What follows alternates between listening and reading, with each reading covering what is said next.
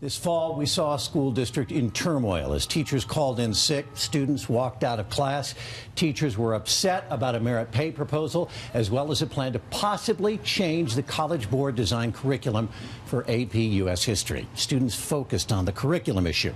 Now, that prompted questions from several viewers. Gentlemen, Randy Arnold asks, what is your opinion of the action of the school board in Jefferson County relative to the teaching of American history? Governor, we'll start with you. Well, obviously, if you're talking about AP tests, there's going to be a standard test that's going to be given that students all over the country are completing. So we better make sure we're teaching all of American history. If we're going to be talking about one thing, we're talking about another.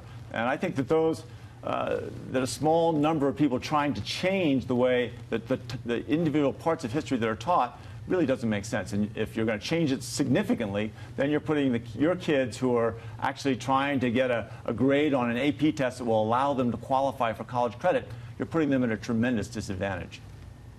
Congressman?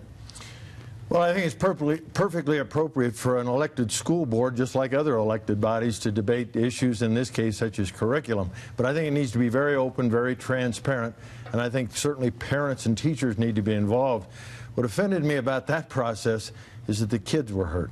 The students were hurt. We lost class time and instruction time, and I think there ought to be a way to resolve these kind of issues and disputes, in this case, in a more grown-up professional manner than to take kids out of classroom as well as teachers out of a classroom. This was really much more of a labor dispute than I think a curriculum dispute, and now I think the tragedy was, unfortunately, the children.